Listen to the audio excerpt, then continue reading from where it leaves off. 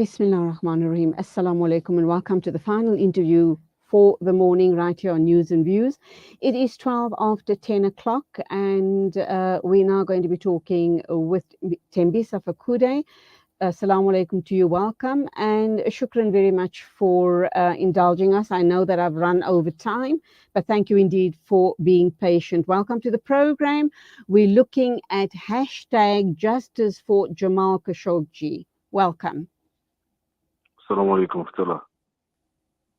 Nice to have you on the show. And obviously, it's the 4th anniversary of the death or the murder, the inhumane murder of Jamal Khashoggi. What are his wife, family members, and his circle of friends and colleagues having to say 4 years on? Do they believe that, the wheels of justice are possibly too slow, moving too slowly for them? Obviously, I should imagine justice has not been served as far as his murder is concerned. Well, I think we have passed that point because when President Erdogan passed that file over to the Saudis, notwithstanding that the text promised justice to the family of Jamal Khashoggi, the justice was basically over, or the dream of ever giving justice in this regard was basically over, because you take the file and you give the perpetrator the responsibility to find those that killed Jamal guilty. I mean, it doesn't make sense. Saudi Arabia murdered Jamal Khashoggi at the instruction of Mohammed bin Salman, and what the text did by giving the file to the Saudis and telling the Saudis that they must find those that have killed Jamal just didn't make sense, and it was unfortunate that they've done that as a political expediency. So there's not going to be any justice that's going to come. This is just a sham. The Saudis will never come up with any just position in this regard. In the meantime, his family and friends will never get closure, will they? I think it's a foregone conclusion, Thembisa, that the Saudis had in fact murdered Jamal Khashoggi. But for some, I think people just need that sense of closure. They need that something.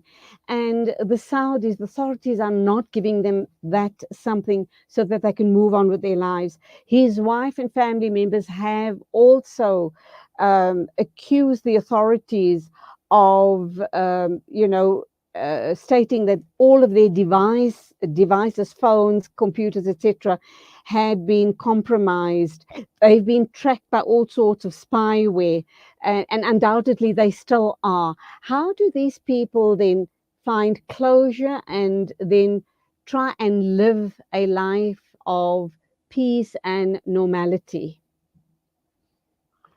Well, there's never going to be closure. One is because they've even managed to polarize and divide the family. So you've got Jamal Khashoggi's family in Saudi Arabia, including his sons, who were somehow given money by Mohammed bin Salman, who are now on the side of the Saudis in terms of what really happened. Then you have his fiancée, who's the only one who's currently fighting for justice. So you can see this intervention and the evilness. And it's so sad that you hardly find any people, particularly even South Africans, who are quick in condemning these kind of actions. But no one will condemn Mohammed bin Salman because, of course, all of us want to go for Umrah and Hajj. So he'll continue doing what he wants to do. And there's no condemnation, notwithstanding that, he has demonstrated evil supreme.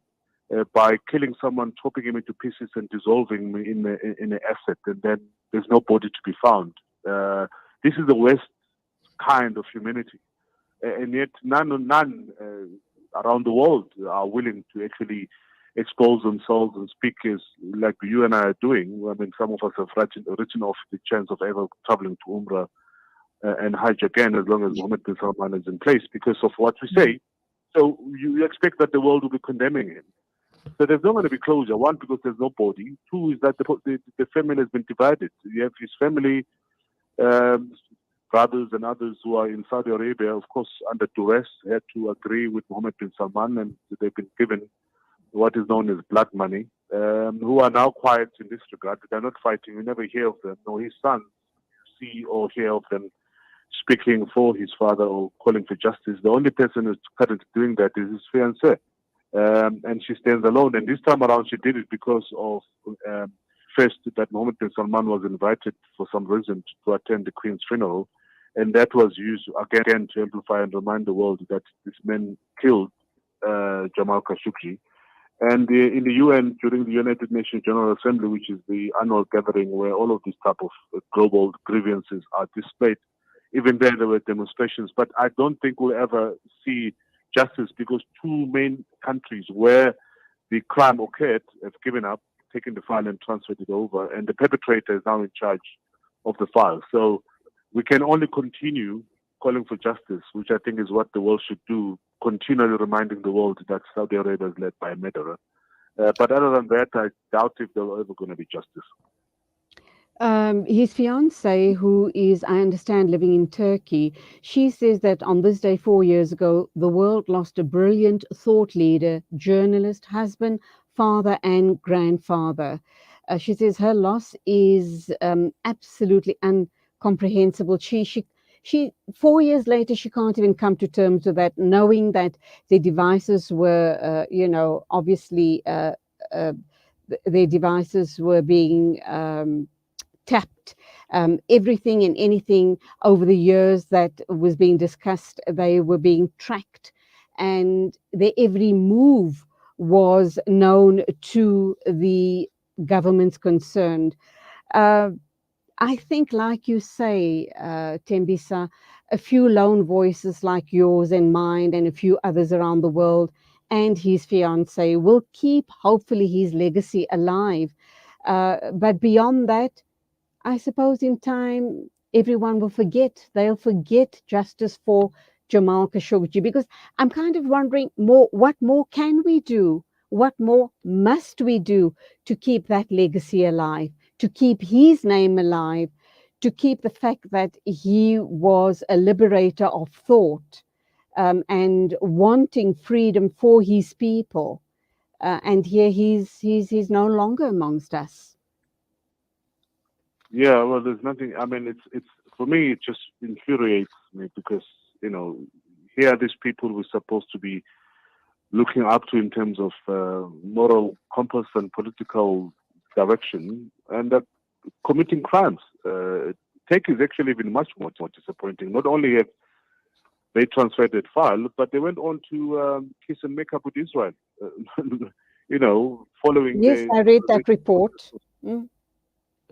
Yeah, following the normalization process. I mean, we are caught between the rock and a hard place. One, Turkey is hosting a number of our brothers who were expelled by the Arab countries following the Arab Spring. All of them are in Istanbul and they're enjoying protection from Turkey. So we can't say much because if we do, they will be kicked out again and remain stateless. But at the same time, they are also making a lot of missteps. One of them was kissing and making up with Saudi Arabia, and second, also kissing and making up with Israel, notwithstanding the continual perpetration of crimes against humanity and the oppression of the Palestinians. So Muslims are in a very, very difficult situation at the moment. And unfortunately, we're very quick to criticize others, but we're not criticizing our own. We don't see and hear Muslims. I mean, what Saudis and others are doing in the Middle East, I'll argue that sometimes it's worse what others are doing to Israel. I mean, what Israel is doing to the Palestinians, what the Mohammed bin Salman of Saudi Arabia did in Yemen, for example, flattening the country the way they did. What Bashar al-Assad, assisted by Iranians and the Russians, and I've been to these places in Aleppo, in other parts of Syria.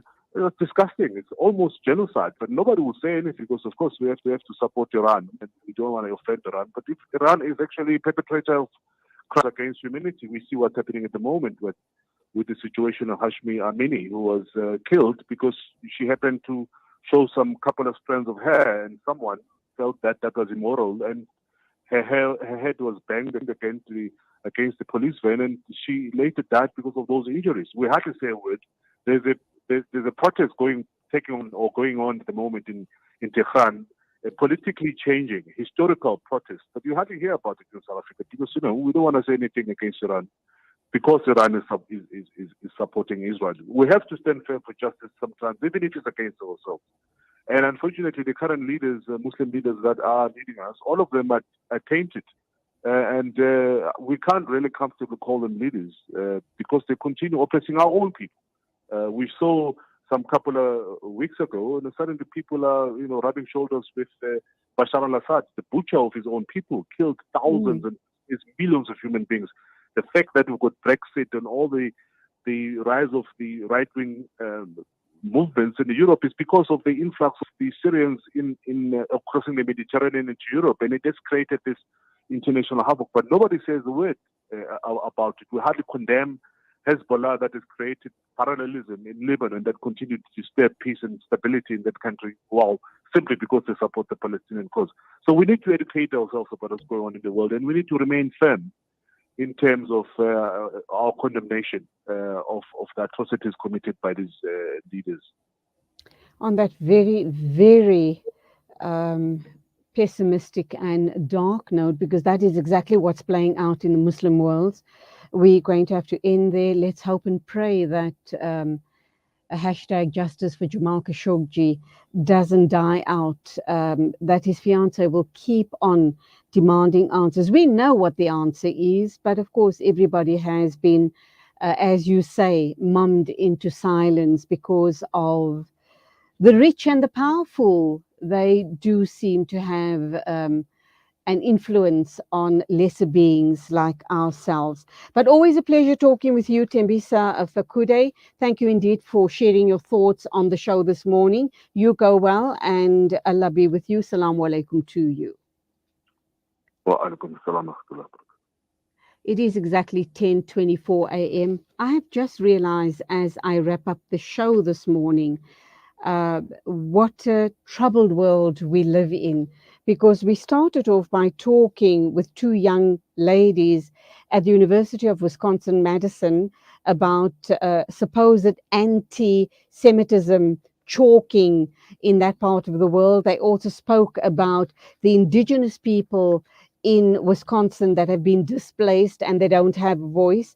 We then went on and we spoke about Islamic human rights based in the UK and the issue around the UK moving to reclassify certain Muslims as second-class citizens and possibly stripping them of their citizenship in the UK.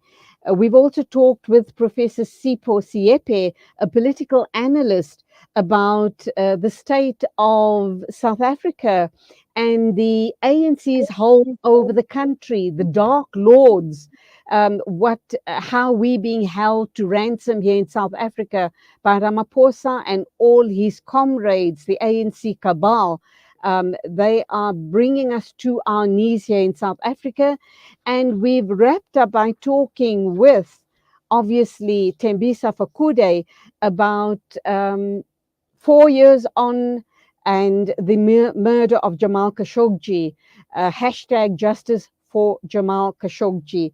It is all nothing but, it sounds absolutely helpless and hopeless. But I think collectively, those of us who do have a conscience, if we collectively stand together, inshallah, with Allah subhanahu wa ta'ala guiding and watching over us, we will overcome. And that's where we leave it today at 10:26 exactly. A big thank you to the production team, Nasreen and Kolani. Till tomorrow morning at the same time, as always, please drive carefully. Please stay hydrated. It's very hot out there in Gauteng.